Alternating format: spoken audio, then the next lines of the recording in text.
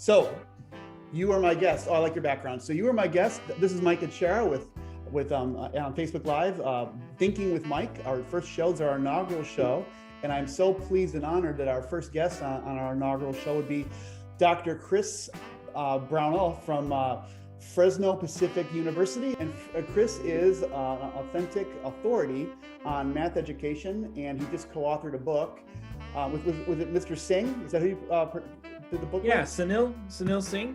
Yeah, it was Math Recess, and what's the subtitle, the other part of the title there? Playful Learning in an Age of Disruption. Yeah, and that's the important part of that title, I think, was the age of disruption, and that's what we're going to be talking about today. So, So, Chris, you and I have known each other for a while. We have a little network of friends through Experience Workshop and the application Geogebra. Is that how you say it? Geogebra. Geogebra. Like algebra. Yeah, and it's kind of an application where you could explain Geogebra, because I think it's kind of interesting. So Geogebra is I think they call themselves a dynamic geometry environment. Basically, it blends the ideas of algebra and geometry, what's known in the narrow confines of the math business, the analytic and the synthetic geometries, right, can be blended together in this environment. So you can draw geometric figures and investigate their properties, or you can construct them algebraically and investigate their properties, or do all sorts of other creative things within the environment. I think Geogebra has something like 100 million users worldwide. right. It's a pretty popular little application, and it's free to the world, and will always be that. Yeah, I wanted to give them a shout out because they are friends of ours and they're brilliant people. Of course, it's spearheaded by a Hungarian. We know about Hungarian mathematicians and how they kind of like are behind everything good in the world. It seems like every somehow or other they get there. Everyone's got a Hungarian mathematician in their pocket, it seems like. And so we hung out in New York City at MoMath at the MoMath at the National Museum of Mathematics, and I got to know you better. And I used to call you a voice in the wilderness about math education, but you're really not, because we've been discussing that. And there is a growing big chorus of very reputable people who are getting a big audience, like the people at Freakonomics and Stephen Levitt, that are now coalescing into this drive to once again try to make American education and specifically mathematics better.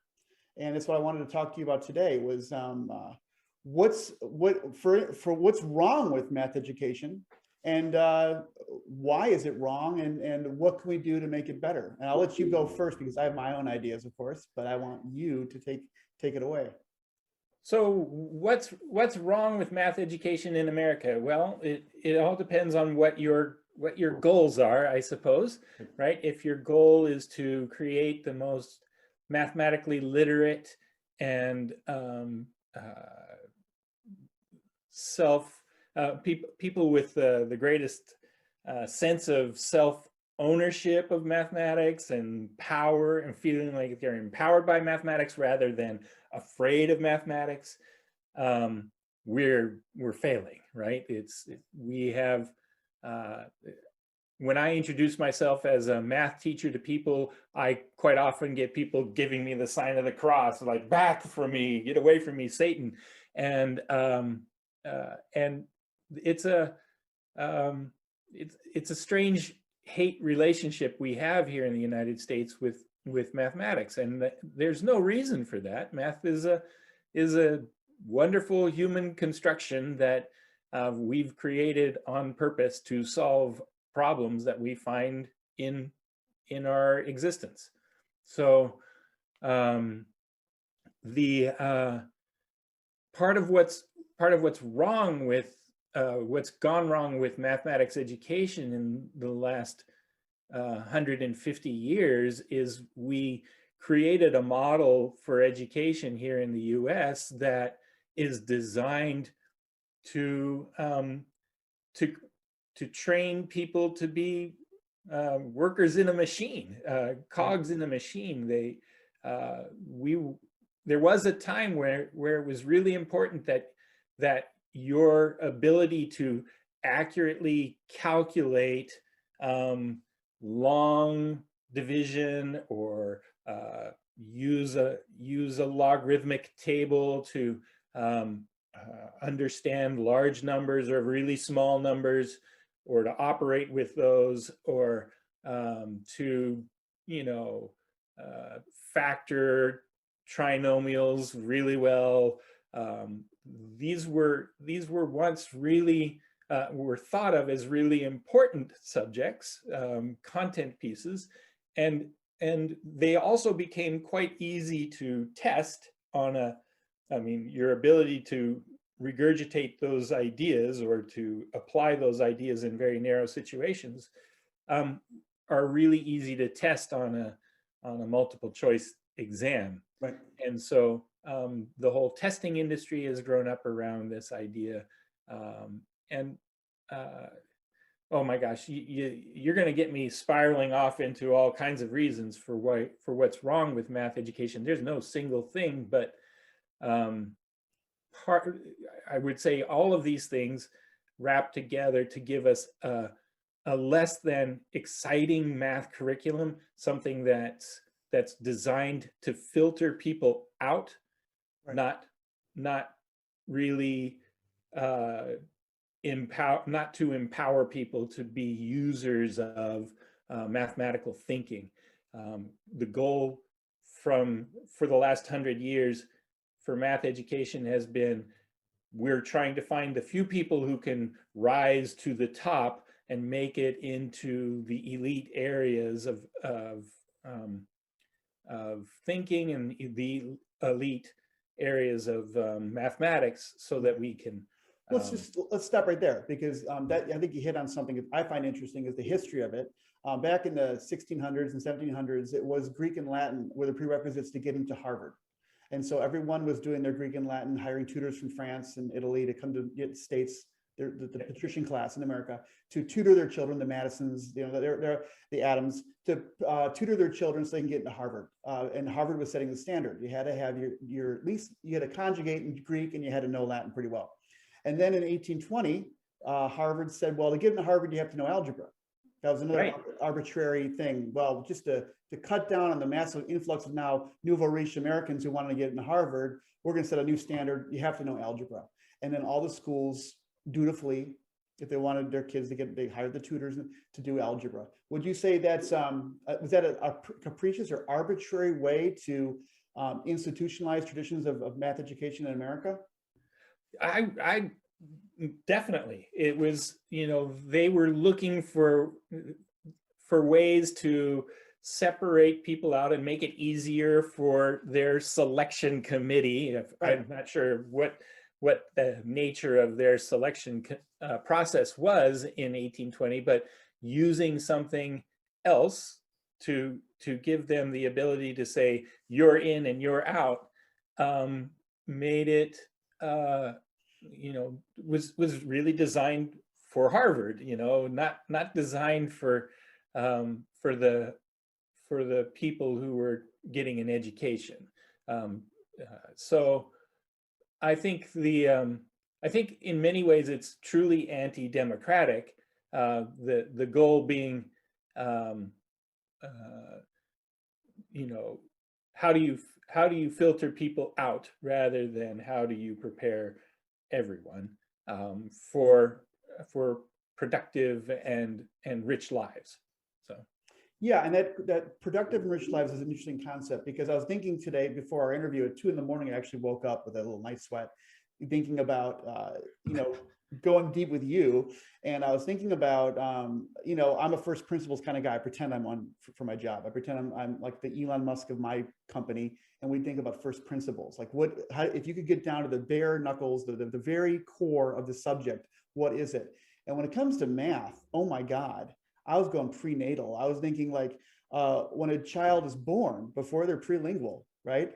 They're constructing an architecture of mathematics in their brain. They must be starting with your first breath. You know, you have I have the 2 Q's right here, the 2 Q's, right?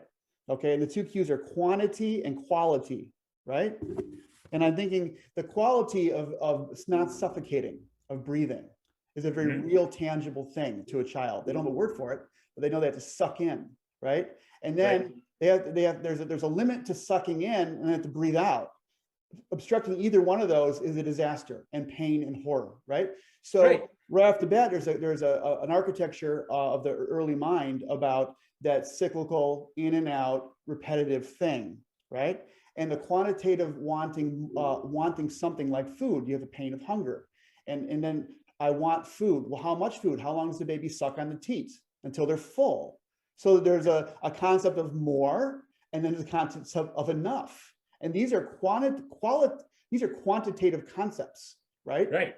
And that just keeps building and building. So the kid, the questions of, how much, how far, more, less, these are like more than and less than. These are mathematical concepts that are, and I find it's interesting because this is totally prelingual. So math is the first human subject, really, before. Well, I would argue, and the science people would argue, that we are also naturally born scientists, right? Because of for the same reason. We experiment with our environment and we learn from it. We iterate that, and we falsify an assumption and we try something else. And so there's a good chunk. So that's why science and math seem so inexorably linked in our thinking, in our approach to learning.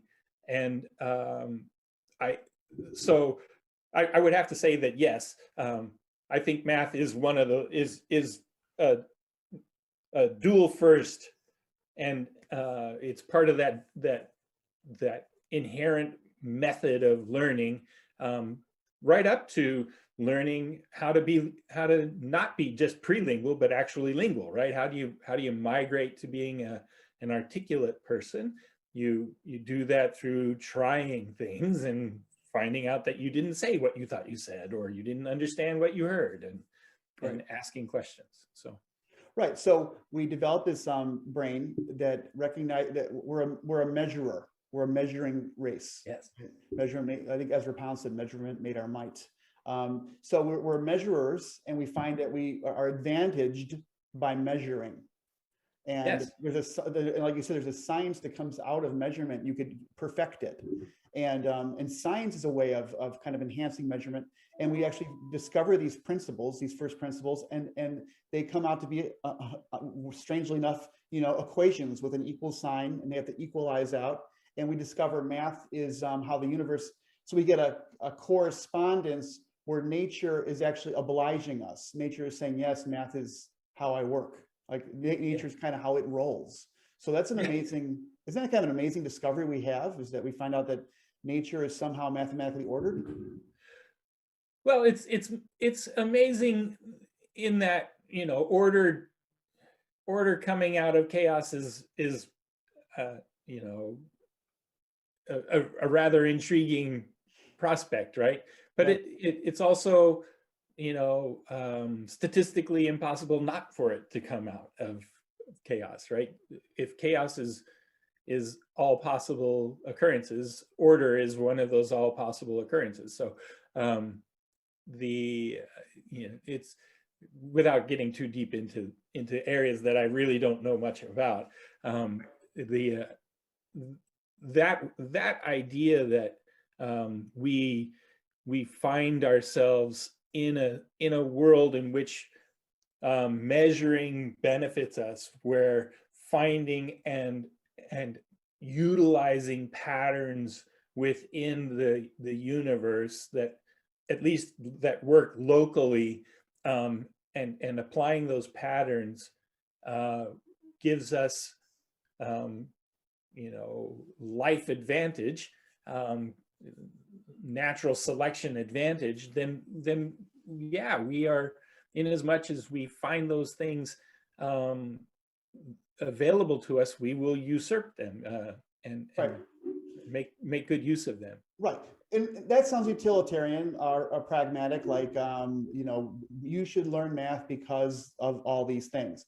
But I was also thinking at 2 in the morning, my night sweats before talking to you, was that I meet teachers all the time because I sell product to teachers. I meet teachers all the time who teach little children who say, I hate math. I was always bad at math. I don't work with my hands. I'm not good with my hands. It astounds me.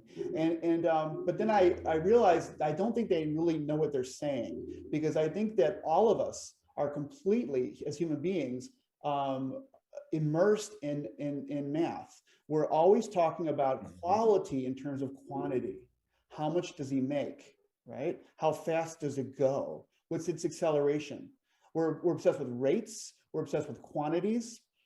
It seems like a lot of, or most of our qualitative talk has a number behind it. So we're the kind of math creatures, whether we want to admit it or not. Absolutely, absolutely. And there's, we talked about this when we were getting ready for this conversation. There's also, there's a tremendous aesthetic to mathematics, right? There's this wonderful reason or this quality of mathematics that has within it a very pleasing sort of thing. And if you talk to a mathematician, when you talk to people who've dedicated, and by that I mean people who are professional, who've committed their lives to doing something in the mathematical field, right, on purpose for a living, they will talk about there's a sense of pleasure that comes from seeing a proof that's been done well, or a particular demonstration that just resonates with their own sense of how the universe ought to be, right? Yeah. Why is it, why is it there have been, the Pythagorean theorem is probably the most famous mathematical theorem in all of human history right now, worldwide. Everybody seems to know something about a squared plus b squared equals c squared. And the truth is, it's also it's probably the theorem that has the absolute largest number of distinct proofs. And why do people continuously and continually look for new ways to prove this idea we've already demonstrated over and over and over again? But we do. And there's the reason for that is it's satisfying. There's this richness that comes with that understanding of a new approach. Just do a Google search for proofs of Pythagoras or Pythagorean theorem, and you're going to get hundreds of hits. And people from all walks of life have just puttered around with the idea, and that's part of what makes mathematics a rich thing. It's a science, but it's a science of ideas. And and like you said, democratically, a lot of these people are tinkerers. In fact, Pythagoras is probably a tinkerer too. They didn't all work in the king's palace. Right. They could be found in shipyards. They could be found in huts in the woods. They could be found anywhere. I met a few of them when I lived in Maine, guys living in the forest by themselves with crazy constructions all around their hut. So I've met these kind of people. So there is, going back to the aesthetic thing, that's kind of where I come from. Because I was a student of Buckminster Fuller, who felt like there was something wrong with the world. And he literally locked himself in a room because he was at the verge of suicide, because he just felt like he didn't know what it was that was wrong with the world. All he knew was he wasn't fitting into it correctly. So he made himself an experiment. He called himself Guinea Pig B. And he made himself an experiment. He did like Einstein, he actually modeled himself after Einstein, where Einstein would do these thought experiments. Like if I'm on a train and it keeps going faster and faster, well, looking toward the front of the train, will things look bluer, and looking back at the train, will things look redder? Will the shift in the spectrum change as I approach the speed of light? So he'd do these experiments, right? These thought experiments. Fuller did the same thing, but he looked at language and how we describe the world. And he started with something as simple as an equilateral triangle. And how am I going to describe this triangle accurately? Because he didn't think that he didn't think Euclid was actually describing experience. he was describing just mathematical experience, and he wanted to describe experience. So that's what he did. I'm just talking, that was what my teacher, Buckminster Fuller, was doing. So but I appreciated looking at polyhedra and polygons, many-sided things behind me here, and finding mathematical patterns in them that happen to be very algebraic. There's equations like Euler's equation, for instance. Yes. And I find that so Yeah. elegant and beautiful and musical in a sense. And if you play with these things and listen to Philip Glass's music, it's like being on a drug, these repetitive patterns and repetitive. So I was into the whole aesthetic experience of repetitive modern minimalist music. I met Philip Glass, talked to him about it. He was intrigued by the idea of visual art being related to his music. So there was this whole thing in the 70s and 80s of really looking at patterns and structures and Bucky Fuller and geodesic domes and trying to find a new way of approaching nature and mathematics. And that's my experience. And when you said aesthetics, I was like, yeah, art and math and science are really linked naturally, organically. We tend to, I think, maybe separate them in the schools at a young age for kids. Right. You're talking about music, and I'm sorry you spun me off. I just saw recently an interview with Michio Kaku, the great physicist, yeah, who just released a new book, The God Equation, in which in the interview he sort of nutshells the whole point of the book, which I'm sure goes into much greater detail. And he basically says the idea behind the God equation is that, yes, we have these, he's appealing to string theory, the string theory of the universe or everything.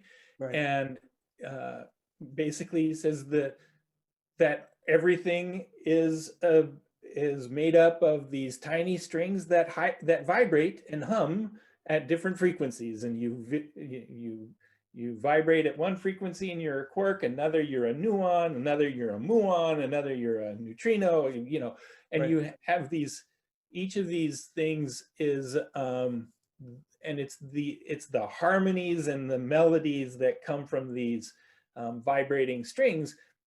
So is it any wonder that we would draw on a metaphor of music within our own sciences? It's just, yeah, it's like the idea of, could you prove that life isn't but a dream, right? We find out through Einstein and Bohr and all these scientists that solid matter is a kind of an illusion, right? It's all about light and light's reflective and refractive abilities. Sometimes light could go right through glass, silicone, and sometimes right. It's opaque and it doesn't. But just because something is invisible doesn't mean it's not a solid, right? Right. So then it's like, well, what is a solid? How dense is a solid? If it has the relative density of the Earth and Moon to the Sun, and the rest is empty space, then why is a solid really any different, except for a matter of degrees, than smoke, right? And that's fascinating because it becomes that life is but a dream thing. Life becomes really crazy and cool. Right. There's something it makes the idea of columns and solidity oppressive when we know that there's a universe inside that solid hunk of granite of empty space. That's, for me, that's fantastic. And I think some of that wonder is lost. I'm more concerned with the elementary levels than I am the high school levels. I think there's because it's easier, I think, with little kids, because they're close to their default settings of that all perfect wonder that children have, that we kind of like drill out of them as they get older. And those little kids have that capacity to soak in that wonder of these beautiful facts about our existence. So how could mathematics at the early levels give kids the opportunity to not turn off to math like we seem to do? How could we? By leaving them with that sense of wonder, right? Right. Make it a primary goal of mathematics education, that rather than students exiting the process having all of the answers and therefore no longer needing curiosity, but instead enhancing that curiosity and helping them come to realize that curiosity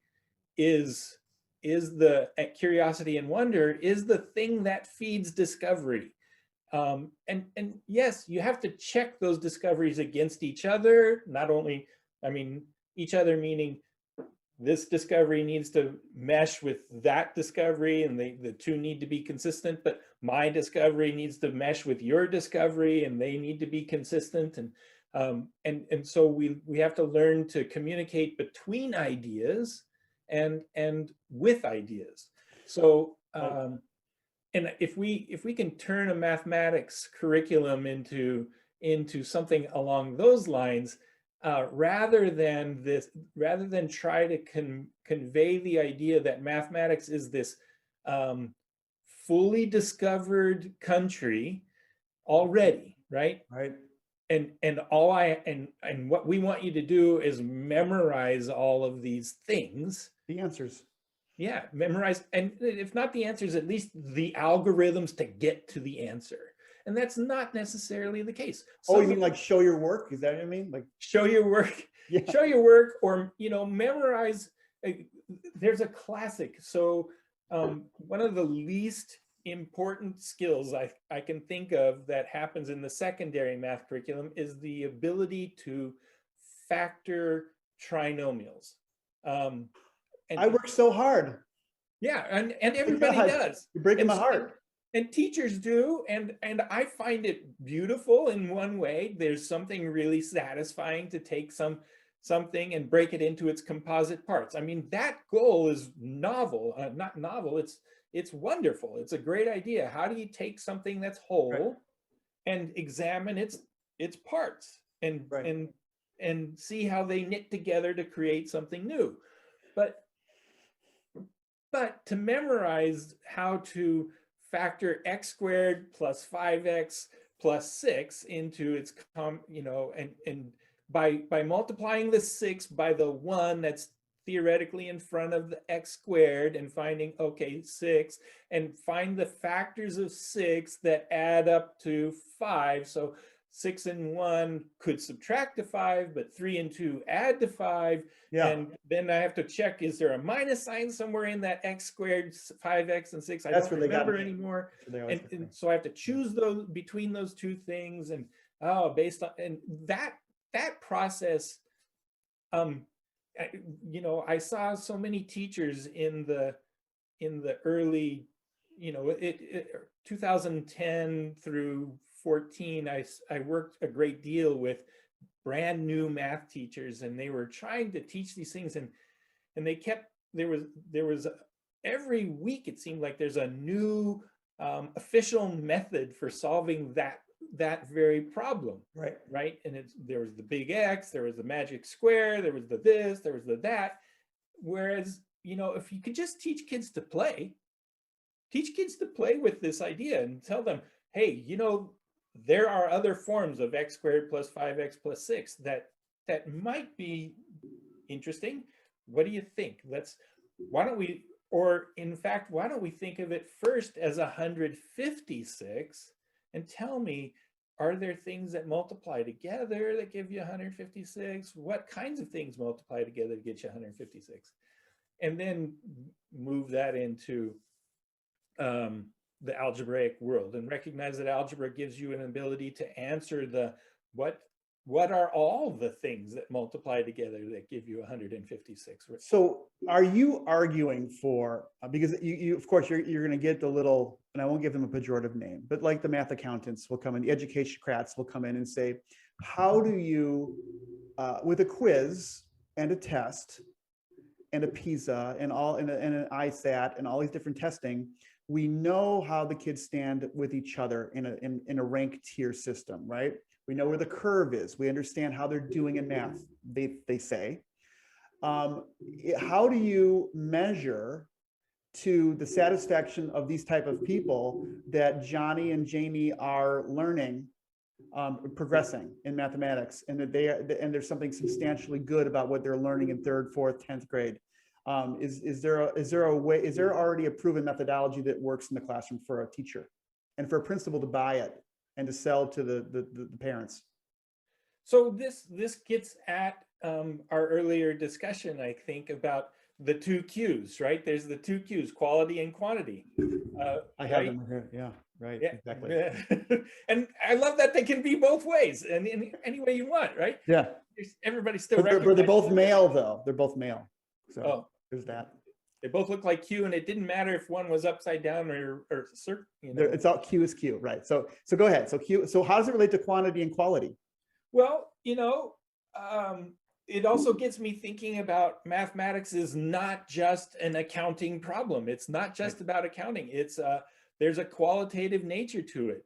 Oh, and so let's and what other fields that typically are associated with the qualitative part of life or qualitative understanding of the universe, and what are those fields, and how do we ask people to demonstrate their abilities within them? Well, the arts comes to mind. Well, exactly. And if you're an artist, how do you, or if you're studying art, how do you demonstrate your understanding of it? You don't demonstrate it on a multiple choice test. No. You demonstrate it with a portfolio. Yeah, a body of work. A body of work. Yeah. And so let's create, there's nothing that says we can't have students submit a body of work that demonstrates their ability to reason and understand mathematically. Right. Well, there's the old school idea of course, it was higher learning, was the defense, right? You had to defend your research, orally defend it, which was a proof that you did it, right? And at your competence of being maybe one day a professor yourself. But in an arts, the arts, of course, embrace the portfolio idea. They have to, right? And you have critiques, you have to defend. In a critique, you kind of have to defend your decisions about why you made your painting the way you did. My background is art, and I did 4 or 5 or 6 years of drafting before I decided to go into the arts. So mechanical drawing, which I think, you know, I personally think mechanical drawing is one of those allied skills that everybody benefits from, because you're forced to kind of like think about isometric, you know, what makes something the illusion of perspective, and it's a historical problem. It's wonderful. When I did go to Knox College and decided to become an art major, and I was painting still lifes in oil for the first time in my life, I naturally had perspective in my drawings. I naturally made people look like people. I was able to render. And people were like, how come he could do that? The first time was that I had 6 or 7 years of drafting, right? So there was, I bring this up because there's these kind of ancillary skills that go into art that fit into the Renaissance and Enlightenment, classical, neoclassical art movements, right? And then in the history of art, you have more of the so-called freewheeling. I won't say the Impressionists, because I think they had solid drawing behind them. After the Post-Impressionists and the Modernists, you had what looked like baby drawings, the typical criticism of that amount of freedom that was brought in with the Fauvists, all the color, and art looked less sophisticated, especially to the uneducated. It looked like an unsophisticated exercise.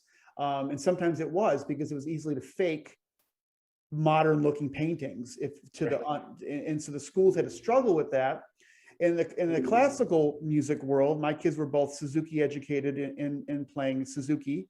Suzuki, his background, Mr. Suzuki grew up in Nagasaki around World War II time. He actually went to Switzerland before World War II, and guess who he lived with, who he roomed with?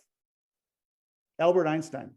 Nice. So Suzuki, the great pedagogue for the 20th century in music, was living with Einstein, but Einstein as a clerk working as a patent clerk.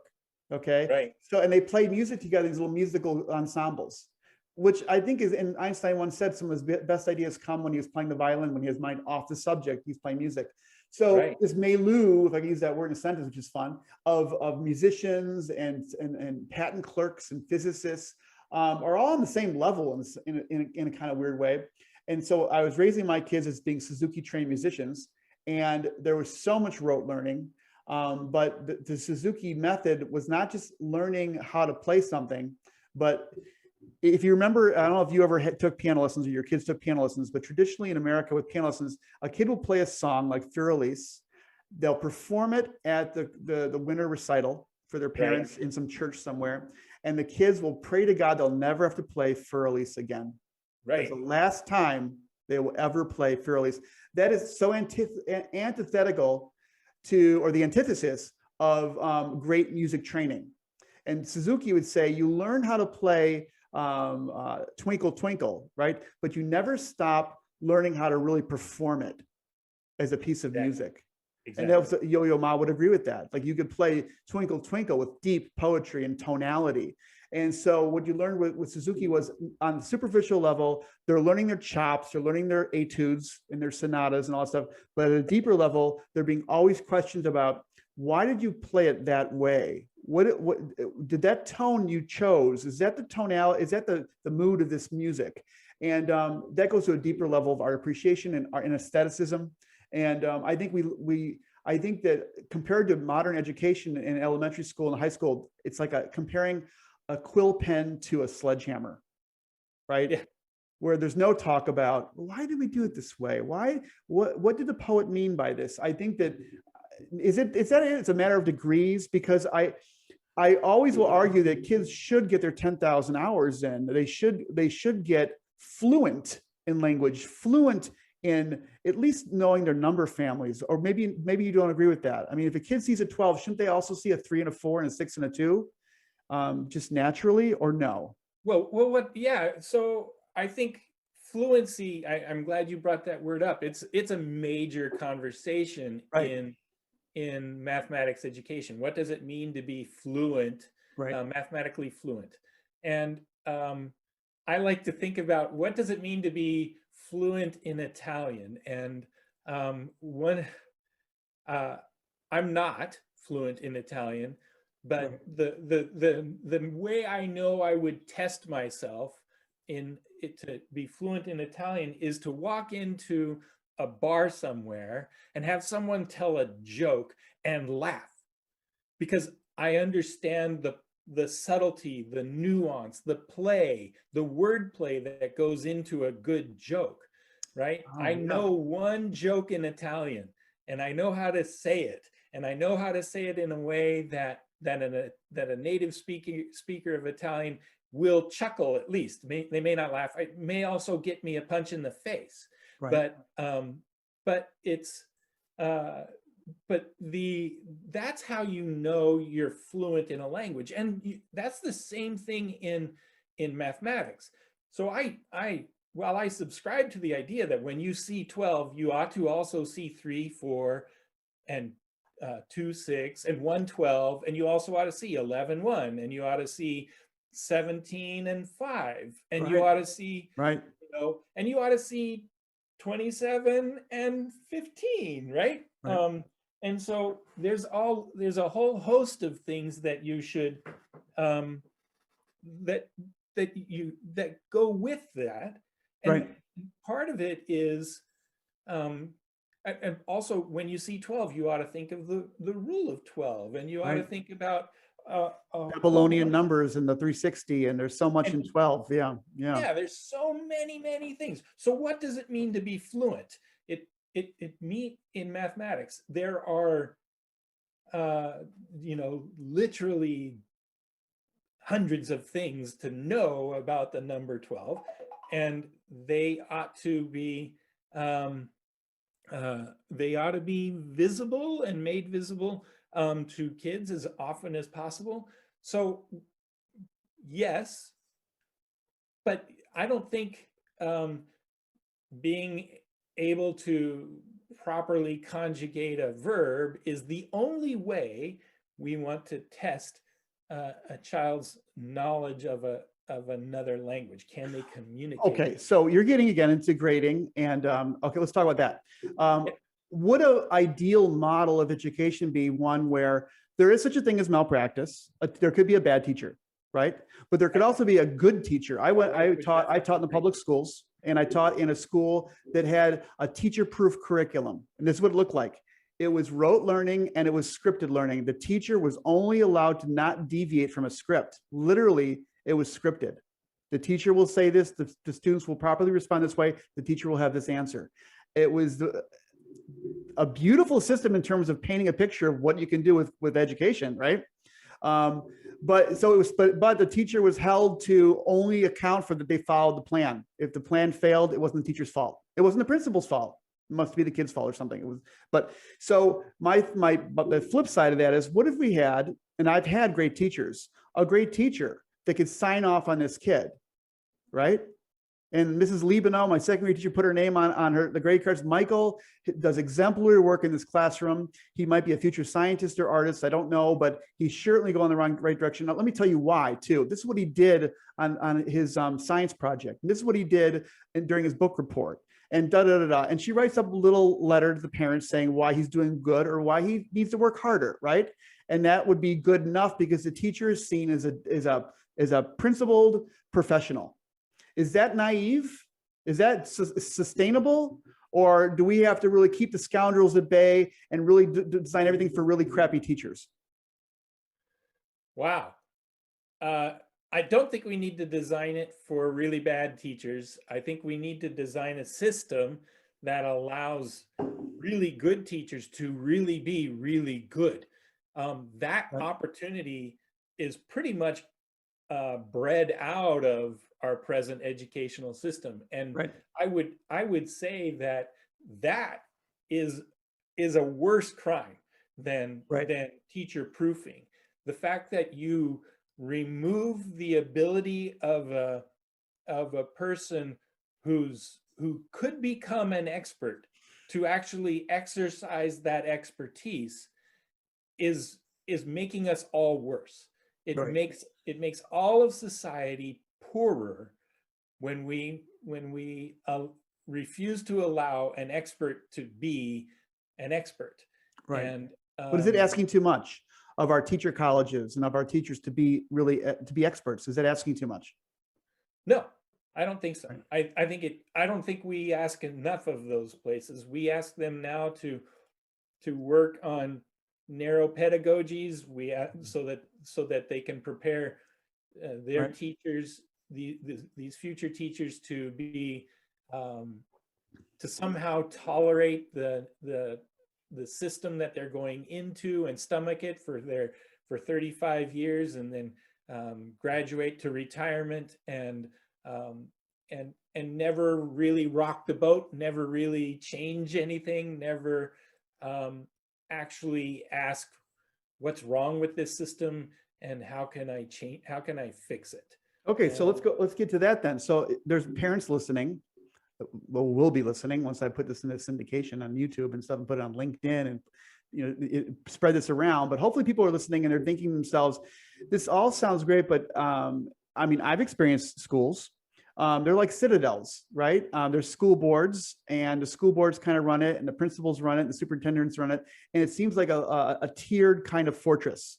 How much power do parents really have to make a kind of change? It's not like a little tiny change, like they get their maybe gifted program in there or something, but a real systemic change that gives teachers the freedom to be great. How could parents help teachers who want to be great teachers and principals who want to have great schools? How do they do it? Individually, it'll be very difficult. It's not impossible, but it's very difficult. Right. What needs to happen is parents need to genuinely get together and set work at being engaged in the system, with the system to yes, maybe explode the system a bit, but don't just elect school board members because, oh, this person's an incumbent, they must be good at the job. And I mean, at minimum, pay attention to who you vote for when it comes up for school board elections. At least that much. Go out and find out what these people think and why they want to be on the school board and how because those are really important roles. That the adage about all politics is local, there's nothing more local than your school district school board. It's even more local and closer to you, to your experience as in your child rearing years, than the city councilman or the county supervisor or ombudsman or whatever that you might vote for in a local election. Your school board member has more power over your life and your child's experiences than any of those people. And so get involved. So what's the litmus test then to give your school a kind of not a postmortem. I'm thinking of just like the vital signs, the vitals of your school. Is there an over dependency on not pieces, but like whatever it is, the ISAT or the IGAP? Could that be one kind of litmus test that the school is completely, you discover is, or to some degree, is using their HR policy against their teachers, is determining the number of minutes in the day on every subject based on testing? Would that be one significant litmus test to look at as a parent or a parent committee? Yeah, I would definitely include, you know, that metric. How often do school board meetings talk about test results or test scores and how we compare to the neighboring school district? How do we stand up against the international this or the national that? Right. And we have mortgaged the educational system on testing. We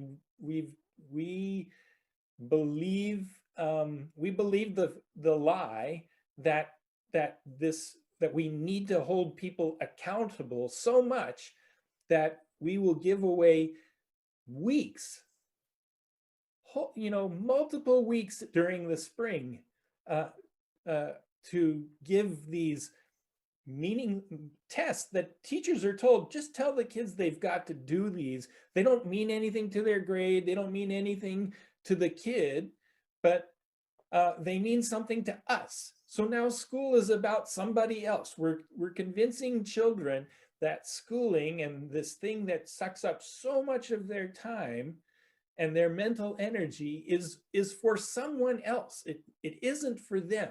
I'm going to test you for my benefit. What kind of a screwy system is that, right? It's not about helping the kid. It's not about growing a human being in this system.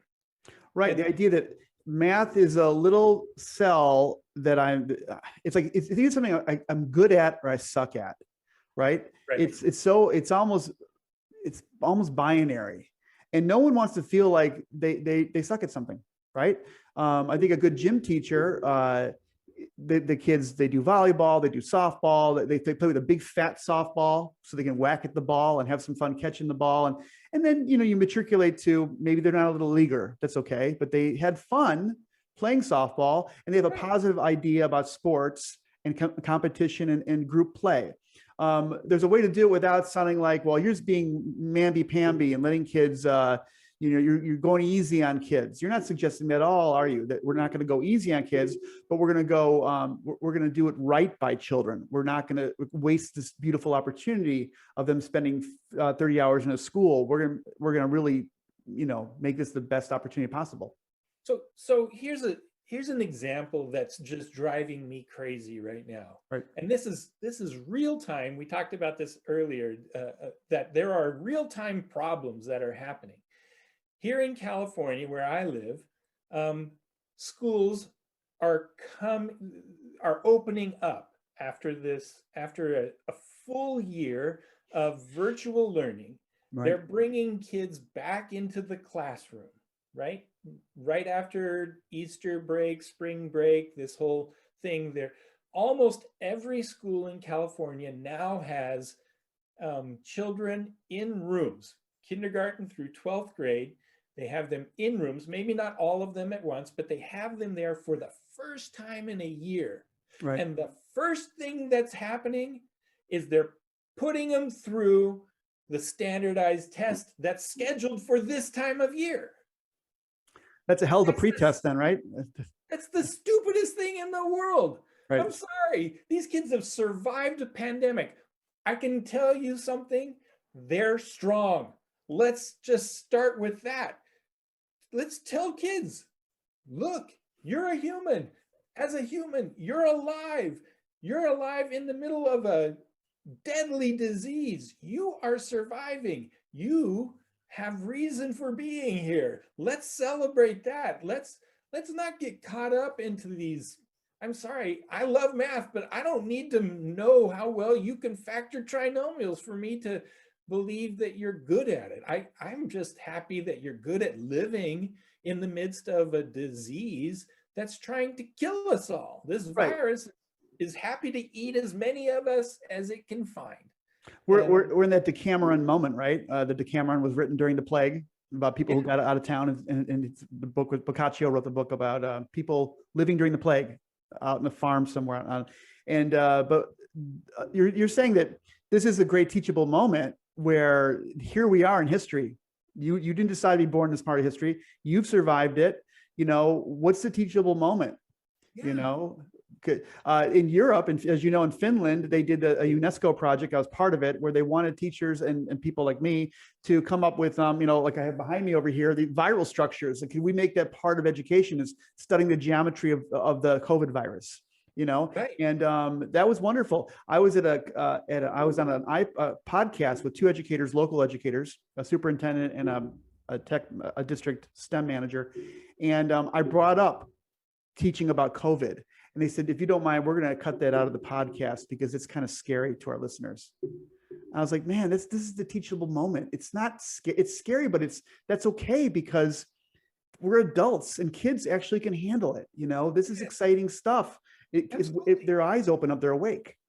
I mean, and let's use this moment right now to talk about the biology of mRNA, right? Yes. And the geometric structures that allow our mRNA technology they use that structure, they go after that structure, and they unpower it, right? They take it offline, and that's because somebody understands both the geometry and the biology and how the two interplay, and we've created a technology that solves this problem for us, right? Because we understand both the mathematics and the science, and these things were done because people were, yes, scared, but they used that fear to change their local universe, and it's now changing the global universe for humans. Yeah. And let's talk about that. And gosh darn it, that's a beautiful structure you got there with the red and the white and the black and the green and yeah, right. Because I've seen so many mock-up models, you know, or drawings, renderings on computers or television. I recognize it as a COVID virus or some kind of, with these spike proteins. But, you know, it's also really pretty. Maybe I could write a poem about that. Maybe I could, right. You know, I don't know. Yeah, it's a missed opportunity. We could do right now. And running kids through some kind of test. And I want to put one final point on it. In talking with teachers so I teach now master's degree courses where teachers are coming back and they're wanting to become stronger math teachers in their own right and in their schools. Right. And good. It's noble cause, right? It's a great thing. And they come to me and they say, yeah, we have to give these tests, but we're only giving them for statistical reasons. We're doing it for our purposes. Once again, we're doing it for the purpose of the school. The school's getting graded. We don't care about the kid. Right. And I find that offensive. It is. I find that to be so diminishing of the noble cause of education. And I think we have removed the nobility of this profession when we do stuff like that. You're making a teacher into a clerk. Is what you're doing. Right. Yeah. And who wants that? I mean, I did not go through all the years of education I went through so that I could be a high-paid clerk. Right. Or I'm not a low-paid clerk, a very low-paid clerk. Bank tellers do better, I think. Yeah. So there is a little golden edge to this rainbow, right? We talked about how you and Stephen Levitt and some other pretty powerful people like Conrad Wolfram attended a conference about mathematics in California. You want to talk about that a little bit? Because you guys are not voices in the wilderness. You guys are actually some pretty serious players now that are getting a big audience about how to fix math education. You want to touch on that a little bit? Yeah, first off, I want to say, wow, it was a real pleasure to be in a place with such high-powered folks. I was a hanger on in this conversation, right, at Stanford in February of 2020, just before the whole pandemic shut everything down. It was the last thing I did out of semi interactive with other people in the world. Anyway, Stephen Levitt of the Freakonomics books and podcasts and organization had done a podcast with Joe Bowler, who's a professor of mathematics and mathematics education at Stanford, and has written a number of really important books in the field of mathematics. Among them, the growth, mathematical mindsets and the limitless mind. She and he were had a podcast conversation in which they brought up the disparity between what mathematics is taught in schools and what mathematics people in professions use. It's tremendous. The things that we teach in schools are completely different from what the vast majority of people use in their profession. And so even if you think of school as the thing that prepares you for a professional life, we're missing, right? So we are missing that mark. I don't particularly like that conceptualization of school. I want to have a richer conceptualization of school, but even under that analysis, we fail. Right, and that's the analysis we brag about, right? We're preparing kids to be for the world. That's right. That's the paradigm. It's a practical thing, and that's wrong. We're preparing them for a world that used to exist, maybe, but but no longer exists. It's a mythical idea of the past. But they called together, coming out of that podcast, they called together a number of people. Yes, Stephen Levitt was there. Steve Strogatz he's a tremendous mathematical communicator. Conrad Wolfram was there. A number of physicists and mathematicians. Francis Su was there for a while. And we had this conversation around how do we take mathematics and re-envision what it means to teach it. And I like to go back to one of the prominent ways of thinking of it. And I'd like to just paraphrase Conrad Wolfram in this. Mathematics is made up of four things. One, identifying problems. Two, creating a mathematical model for those problems. Three, calculating and evaluating the model. And four, examining the output of those calculations and then verifying its reality. It's using rationality checks for how does it address the problem, and then maybe recycling and going back through. Our math curriculum does a really good job, or has a primary focus on part 3, and never talks about 1, 2, or 4, or 4 minimally, 1 and 2 very little. The most important thing is computers, machines, are much better. They don't get tired. They don't make silly drop a negative errors very often. I mean, far less often than humans do. And so let's teach people to use machines to do this third step and focus on 1 and 2 and 4. Computers can't do 1, 2, or 4. Could you test 1, 2, or 4? You could test it, right? Sure. Yeah. You can have students, put them in a situation and say, here are the scenario situations. Any problems? Mm-hmm. Can you Can you create a model that might be tested from it? Yes, humans do these things all the time. Right. Right? Right. Why do we have this conceptualization at all? Because humans interact with problems, and then we develop models, and then it's the scientific method applied to mathematics. And Right. we can do this, and we can understand how well kids can perform at all 4 of those levels. But why don't we focus on that? And so right now, in coming out of that conversation, there is a growing movement nationally, but also I can speak more closely to what's going on here in my state of California, because I'm a little closer to it. We have a brand new state framework in mathematics that's in the draft phase. It just closed its public hearing phase 2 days ago. Its first public hearing, it was out. People have been commenting on it.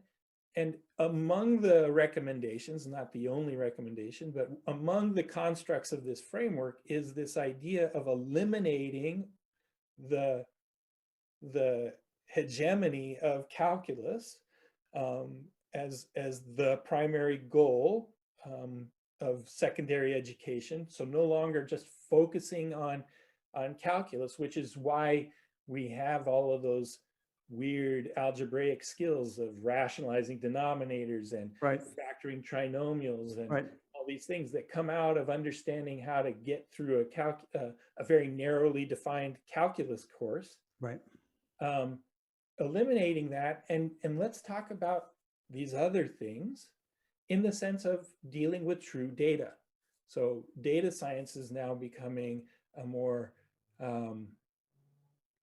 central part of the secondary curriculum here in California. And the University of California and the other layers of higher education are creating openings for other courses in the 3rd year of mathematics as meeting the 3rd year of mathematics requirement. And so there's change that's happening.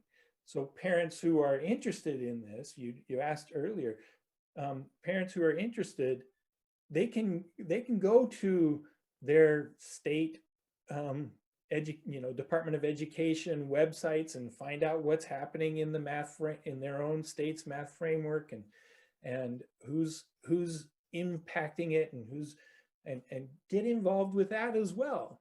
But again, you're going to do much better if you're banded together than if you're trying to do it as a lone wolf in the wilderness. Is there a best place that you'd recommend parents and teachers and even principals can go, whether it's Stephen Levitt's podcast, or what would you recommend is a good place to start? They started here maybe, but what's a good place for them to go to find out more about what they can do maybe? I think, that's a really good question. I don't have a great answer for yet, but you're certainly welcome to contact me, and I would love to help you find where to go in your local area. In California, well, you could, contacting the organization that Joe Bowler's working with is ucubed.org. You can look there. You can look at places like the Global Math Project with James Tanton, about if you're interested in how to really reinvestigate mathematics itself. You can, and that's sort of what you see on my back wall here. Right. I was wondering about that. Intrigued by that and wondering what's going on there. That I'll just leave it at that. This is not meant for nothing. It's there because it's that's my chicken scratchy writing. There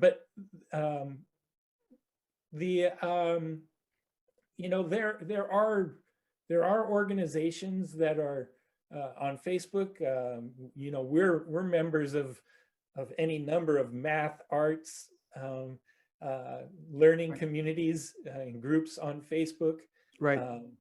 STEAM learning groups and all sorts of other groups. Just get involved and listen and ask questions and right. And there's the power of you being a parent too. I mean, you might not be able to change your school or even maybe your kid's third grade classroom, but you could model this enthusiasm and interest in math yourself. I mean, I know parents are harried and they have lots to do in life, but part of parenting is modeling behavior, right? So they do have power in that sense.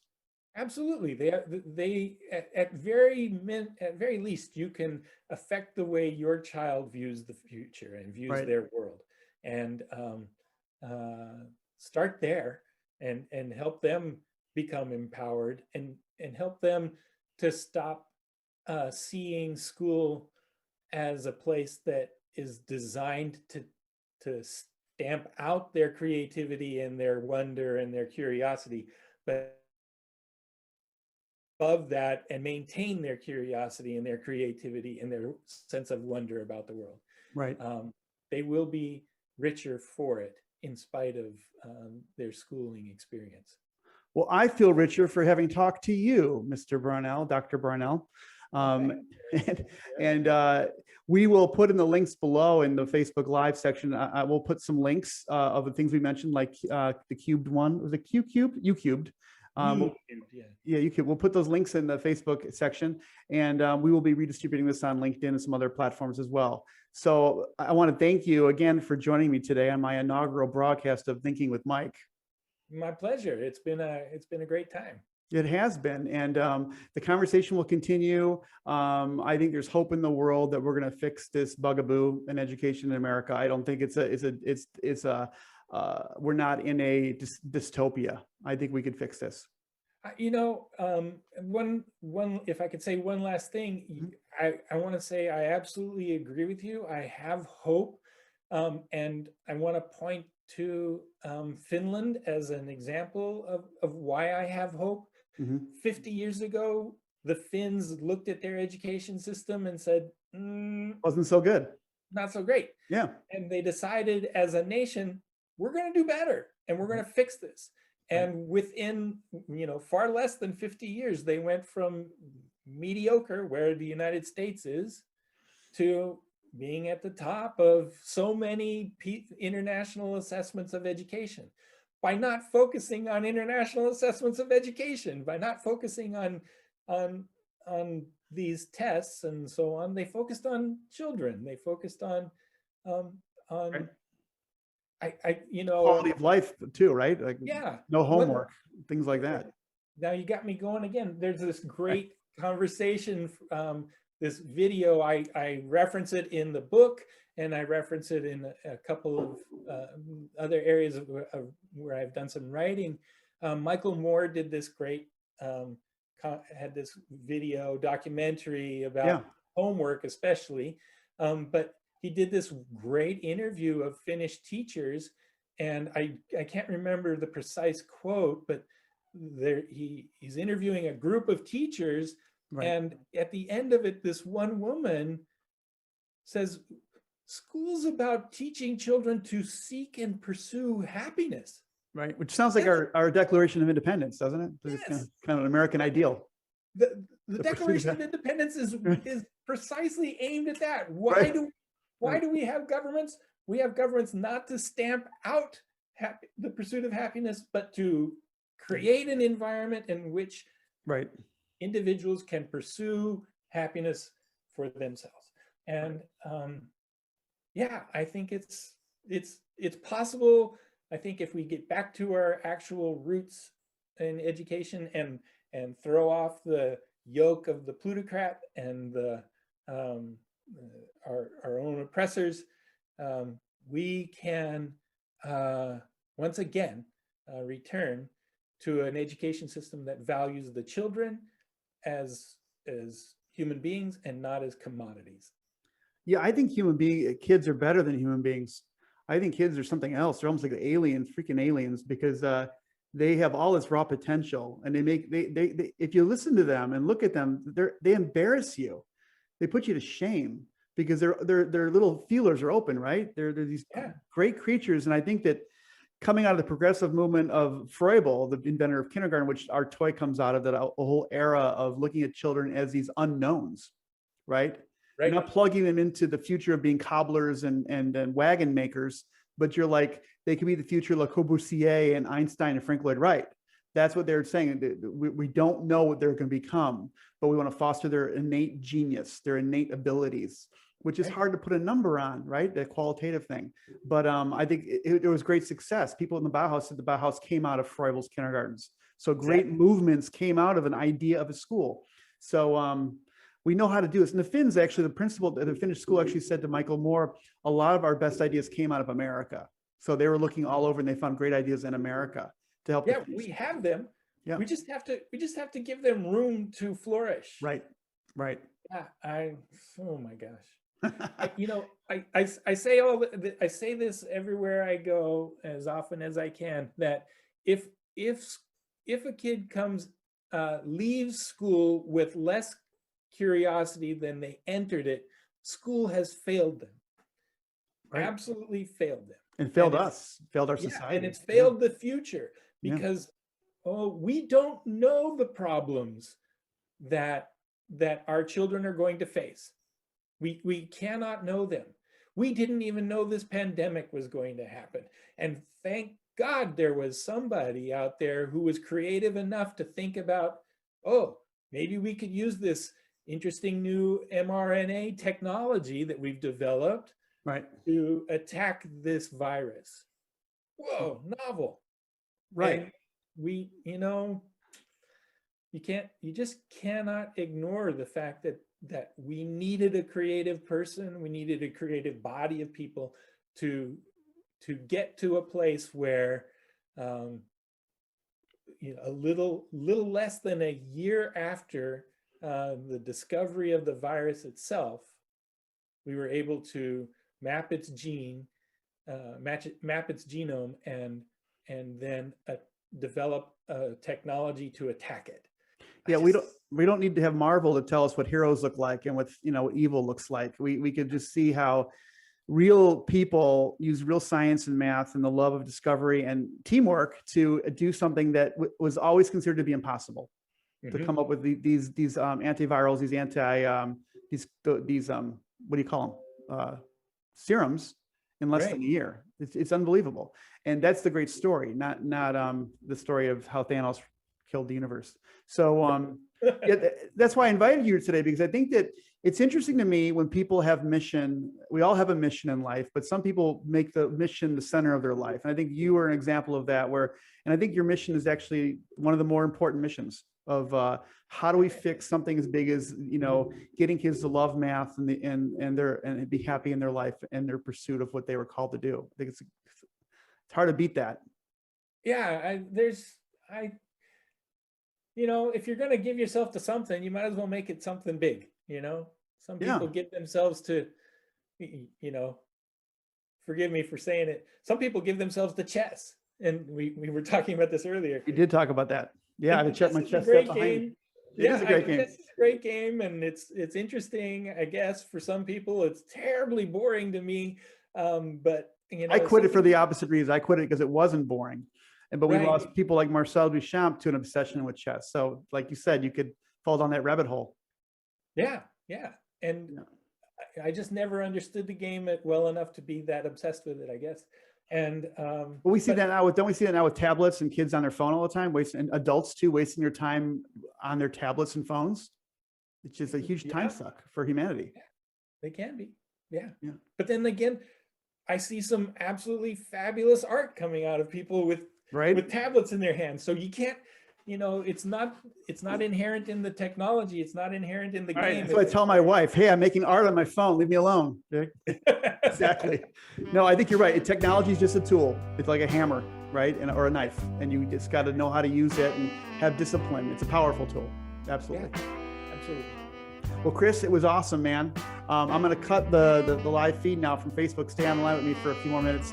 But thank you, people on Facebook, for joining us today. And like I said, we'll recirculate this on LinkedIn and YouTube. So thank you for joining me. And next week, we have a great guest. We'll be on Sunday next week. And I'll be putting out an announcement about that. Stephen Yaffe, who's currently a major in the Army, who served in Army intelligence and was a commercial plotter. And he should be an amazing guest because he's got a lot to say about things. So thank you.